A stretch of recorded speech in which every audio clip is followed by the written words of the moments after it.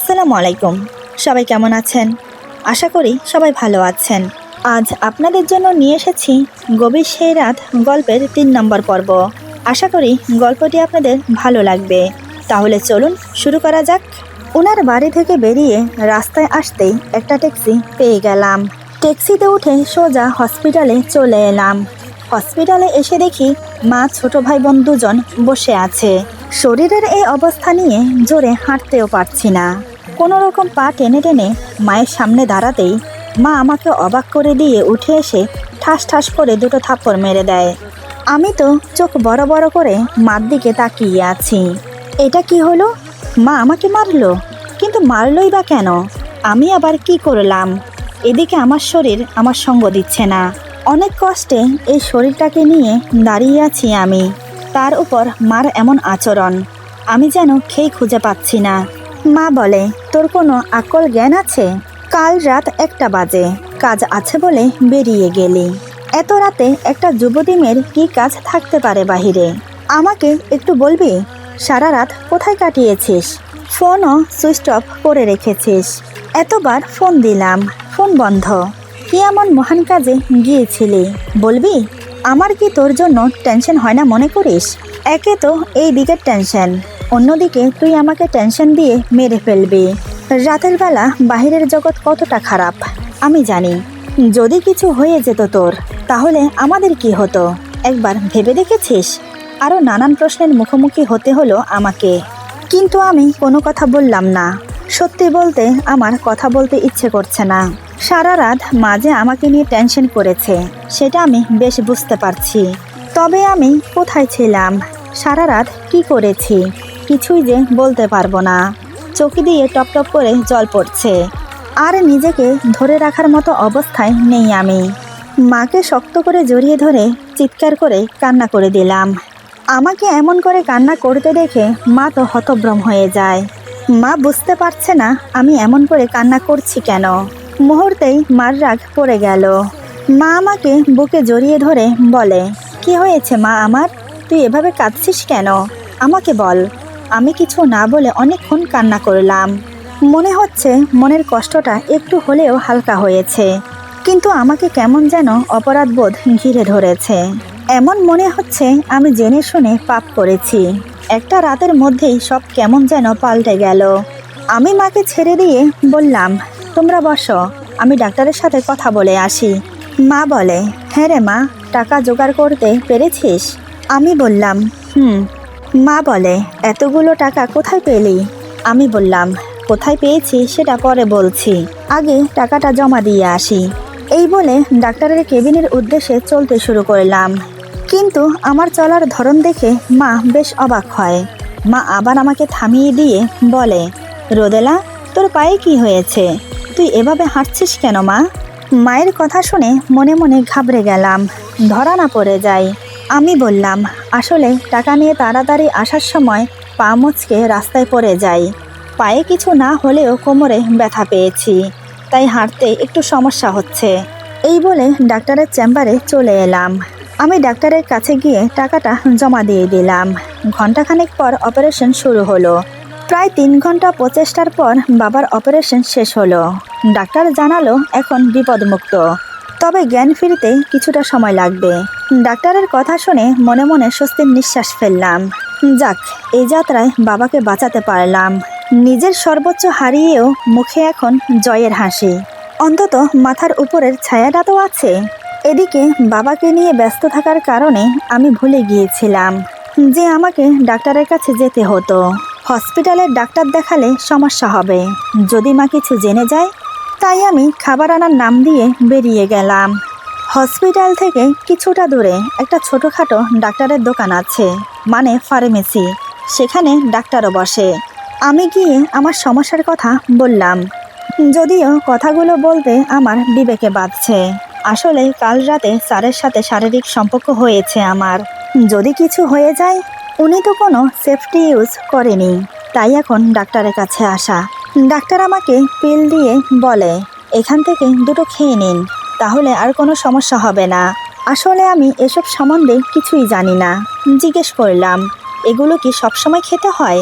Doctor বলে স্বামীর সাথে নিয়মিত সঙ্গম করলে প্রতিদিনই খেতে হবে। যদি বাচ্চা নিতে না চান তাহলে। আমি বললাম বুঝেছি। আচ্ছা, এই লাল ট্যাবলেটগুলো কি?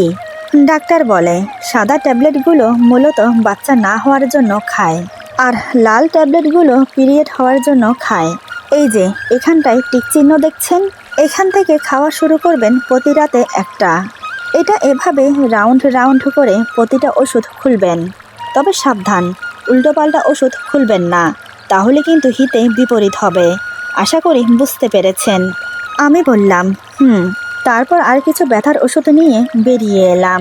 পাশে ছোট এক স্টল থেকে মিনারেল ওয়াটার কিনে ওষুধগুলো পরপর খুলে খেয়ে নিলাম।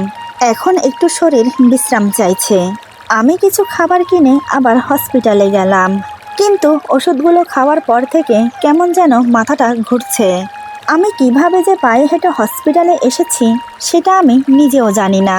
মাকে খাবারগুলো দিতেই মা বলে তুই বরং ওদেরকে নিয়ে বাসায় যা, আমি এখানে আছি তোর বাবার কাছে। এখানে ওদের থাকতে খুব অসুবিধা হচ্ছে, আর তোরও শরীর ভালো না, একটু বিশ্রাম নিলে ঠিক হয়ে যাবে। সত্যি আমি মনে মনে এটাই চেয়েছিলাম।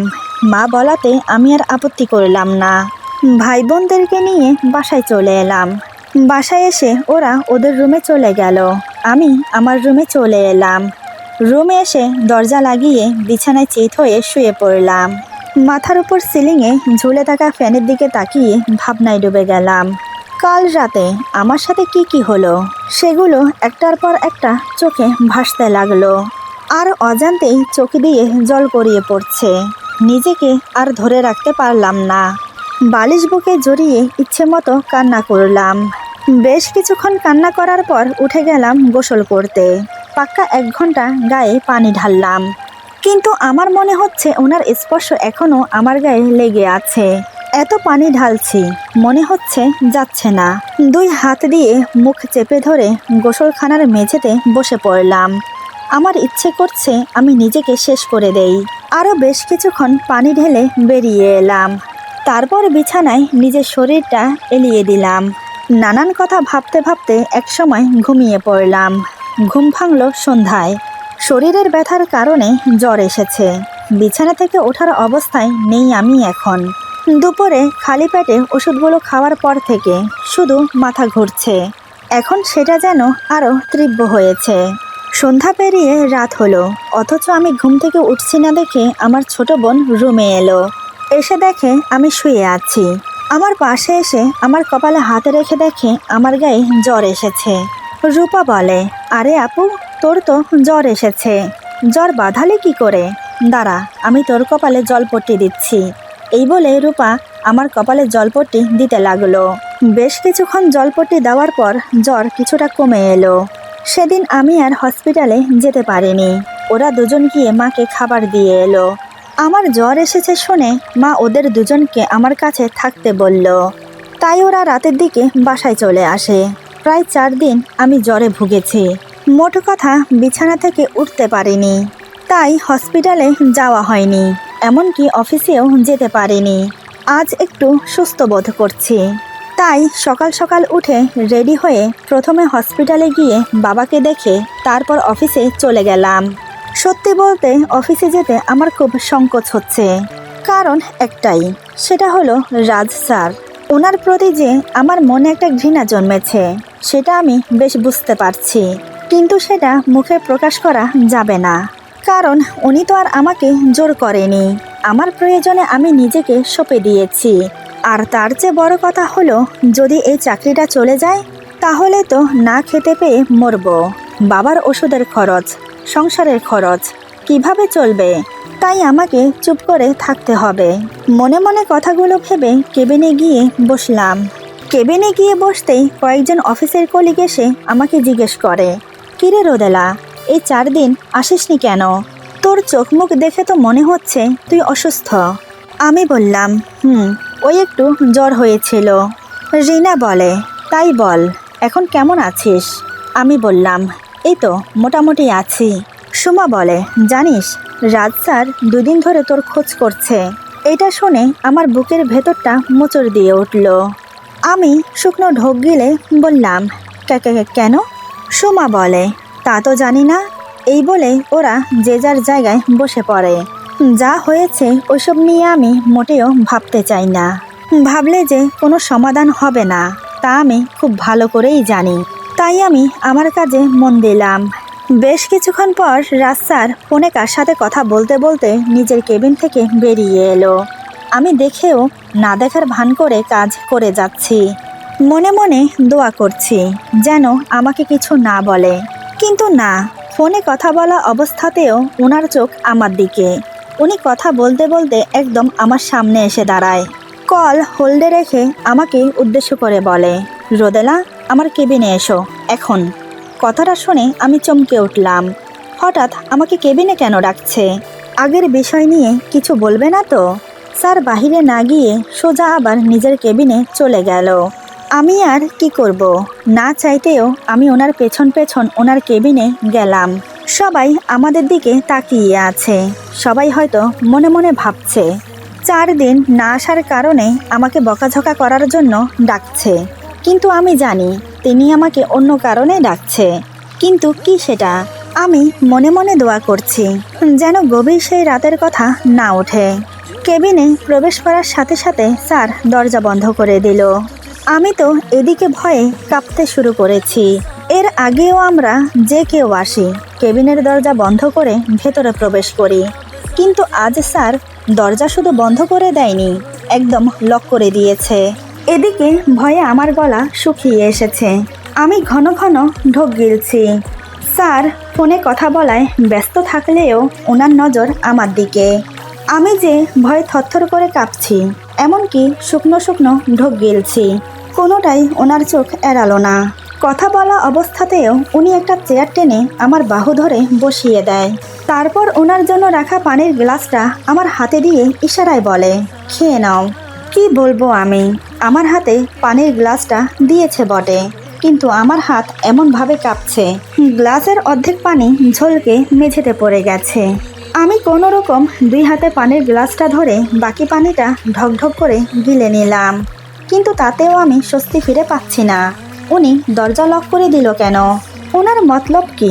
আবার আরও বেশ কিছুক্ষণ পর স্যার কথা বলা শেষ করে ফোন কেটে দিল। এবার আমার দিকে বেশ কিছুক্ষণ ভালো করে দেখে বলে, রোদেলা, তুমি ঠিক আছো? আমি নিচের দিকে তাকিয়ে থেকে ওড়না দিয়ে মুখ মুছে বললাম, স্যার বলে, তাহলে এভাবে কাঁপছো কেন? কি হয়েছে? তোমার শরীর ভালো তো? কথাটা বলতে বলতে উনি আমার একদম কাছে চলে আসে।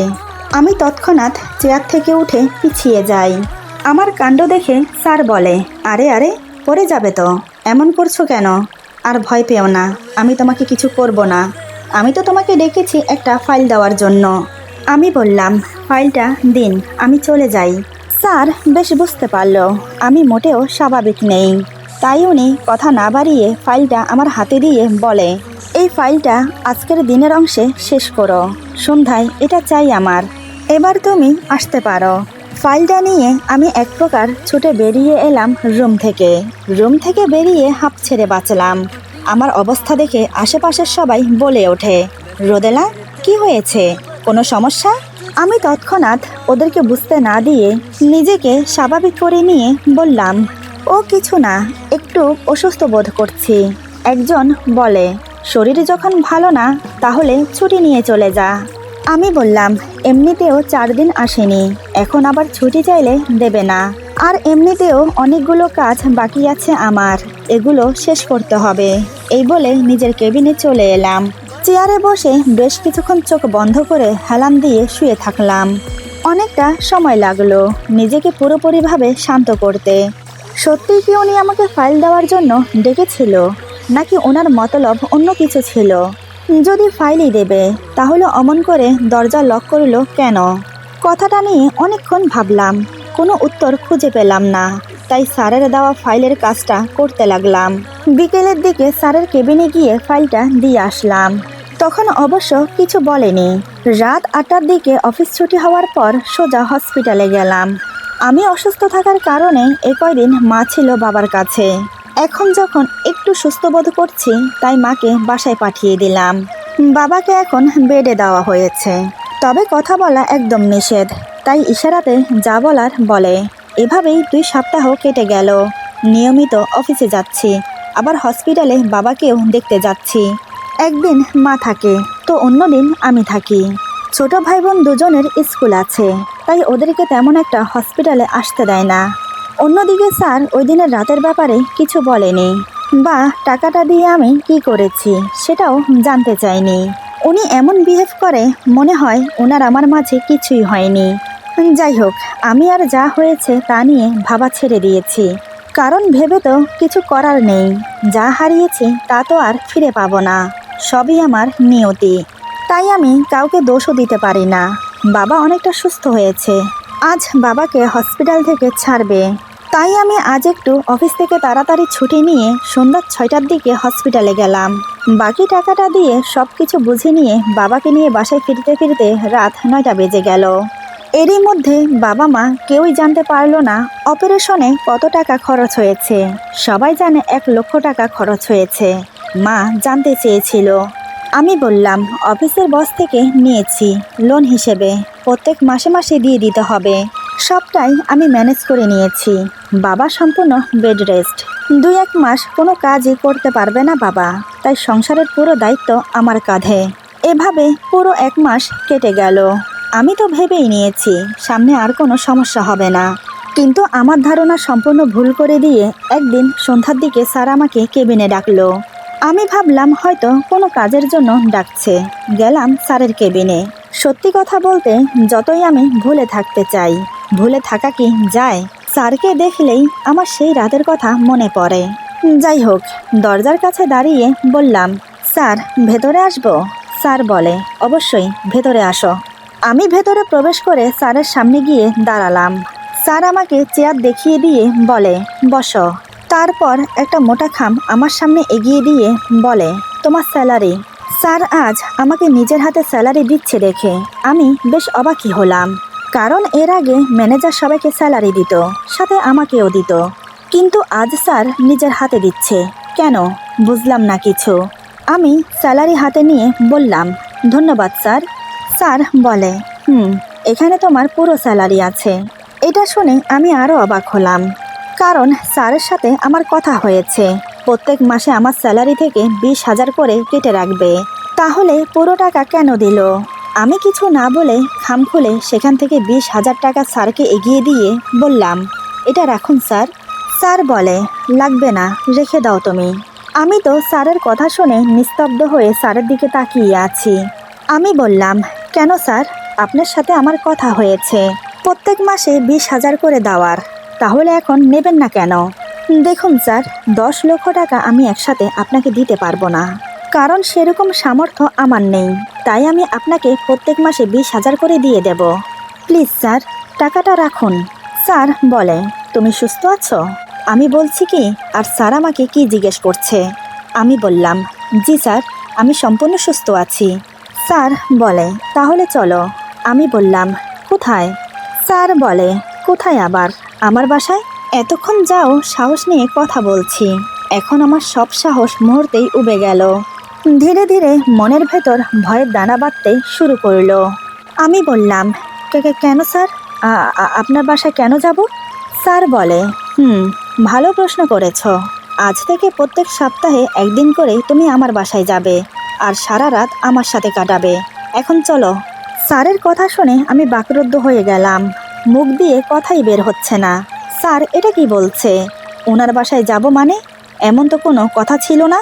আমি বললাম, এমন কোনো কথা হয়নি আপনার সাথে স্যার। আপনার সাথে আমার শুধু 1 রাতের কথা হয়েছিল, আর 10 লক্ষ টাকা আমি আপনার কাছ থেকে ধার নিয়েছি। এর বিনিময়ে আমি বলিনি যে প্রত্যেক সপ্তাহে একদিন করে যাব, বা সপ্তাহে 1 রাত করে আপনার সাথে কাটাবো। তাহলে আপনি এ কথা কেন বলছেন এখন? এটা তো অন্যায়। স্যার বলে, এখন কি ন্যায় অন্যায় তুমি আমাকে শেখাবে? তোমার মনে আছে যেদিন আমি তোমাকে টাকা দেই সেদিন তুমি একটা এগ্রিমেন্টে সাইন করেছো, মনে পড়ে কিছু? আমি বললাম, জি মনে আছে, সেটা তো আমি স্বেচ্ছায় করেছি, তার ব্যাপার ছিল। স্যার মৃদু হেসে বলে, আমি বলেছিলাম তোমাকে এগ্রিমেন্টটা পড়ো। বোকা মেয়ে তুমি, এগ্রিমেন্টটা না পড়ে সাইন করে দিয়েছ। একবার পড়া উচিত ছিল তোমার। সেখানে কি লেখা আছে? দাঁড়াও, তুমি বরং এখন এগ্রিমেন্টটা পড়ো। এই বলে উনি একটা পেপার আমার দিকে এগিয়ে দিল। আমি হাতে নিয়ে পেপারটা পড়ে আমার মাথায় যেন বিনা মেঘেই বজ্রপাত হলো। আমার কোথাও ভুল হচ্ছে মনে করে আমি একবার নয় 3-4 বার পেপারটা পড়েছি, কিন্তু না, আমার ভুল হচ্ছে না। পেপারে সাফ সাফ লেখা আছে 10 লক্ষ টাকার বিনিময়ে আমি সপ্তাহে একদিন ওনার বাড়িতে ওনার সাথে গিয়ে থাকব। আমার কোনো অভিযোগ নেই, আমি স্বইচ্ছায় ওনার সাথে থাকতে রাজি আছি। আমার চোখে জল চলে এলো এটা পড়ে। এর মানে কি দাঁড়াচ্ছে? উনি আমাকে 10 লক্ষ টাকার বিনিময়ে কিনে নিয়েছে। উনি যখন চাইবে তখন উনি আমাকে ইউজ করবে, আর আমি বাধ্য মেয়ের মতো তার কাছে চলে যেতে হবে। আমি কান্না করতে করতে ওনাকে বললাম, প্লিজ স্যার, আপনি আমার সাথে এমনটা করবেন না, আমাকে ছেড়ে দিন, আমার এত বড় সর্বনাশ করবেন না। বিপদে পড়েছি বিদায় একবার না হয় বাধ্য হয়ে এমনটা করেছি আপনার সাথে, তাই বলে আপনি সেই সুযোগ নিয়ে আমাকে ব্ল্যাকমেল করছেন? প্লিজ স্যার, আমাকে এসব থেকে মুক্তি দিন। আমার ফ্যামিলি যদি জানতে পারে তাহলে ওনারা আমাকে মেরেই ফেলবে। এমনটা করবেন না স্যার, আপনার দুটো পায়ে পড়ি। আপনি যদি এমন করেন তাহলে আমার মরা ছাড়া আর কোনো উপায় থাকবে না। আমার কথাগুলো শুনতে শুনতে স্যার উঠে আমার পেছনে এসে দাঁড়ায়। আমার কথা শেষ হতেই হঠাৎ তিনি আমার মাথাটা উঁচিয়ে ধরে আমার ঠোঁটে ঠোঁট ডুবিয়ে দেয়। আমি ওনাকে বাধা দেওয়ার চেষ্টা করলে উনি বলে, খবরদার, একদম আমাকে বাধা দেওয়ার চেষ্টা করবে না, তাহলে কিন্তু এর ফল খুব খারাপ হবে। নিশ্চয়ই তুমি চাও না তোমার আমার মাঝে যা হয়েছে সেটা কেউ জানুক। ওনার কথা শুনে আমি আর বাধা দিলাম না। উনি আমার চোখে চোখ রেখে ওনার 2 হাত আমার বুকের উপর রাখলো। আমি লজ্জায় অপমানে ঘৃণায় চোখ বন্ধ করে মাথা নিচু করে নিলাম। উনি এক হাতে আমার মুখ উঁচিয়ে ধরে আবার আমার ঠোঁটে ঠোঁট ডুবিয়ে দেয়। এবার সে ঠোঁটে কামড়াতে শুরু করে। ছোট ছোট করে কামড়াচ্ছে আর পরম তৃপ্তিতে ঠোঁটের স্বাদ আহরণ করছে। ঠোঁট ছেড়ে দিয়ে আমার ঘাড়ে চুম্বন করে। আমার চুল সরিয়ে আমার পিঠে ছোট ছোট করে চুমো দিতে থাকে। বেশ কিছুক্ষণ এভাবে চলার পর হঠাৎ আমি যা করলাম তার জন্য উনি মোটেও আশা করেননি, ভাবেননি আমি এমনটা করব। আমি এমন করাতে ওনার রাগ আরও বেড়ে গেল। রেগে গিয়ে উনি যা করলো আমি তো পুরোই নিস্তব্ধ হয়ে গেলাম। মুখের ভাষা হারিয়ে ফেলেছি বলার জন্য। এরপর যা হলো, আজকের গল্প এখানে সমাপ্ত। গল্পের বাকি অংশ পেয়ে যাবেন আগামী পর্বে। আশা করি গল্পটি আপনাদের ভালো লাগবে। যদি ভালো লাগে তাহলে বন্ধুদের সাথে বেশি বেশি করে শেয়ার করবেন, পাশে থাকবেন আর কমেন্টে জানাবেন কেমন লাগলো। সবাই ভালো থাকবেন, সুস্থ থাকবেন। আল্লাহ হাফেজ।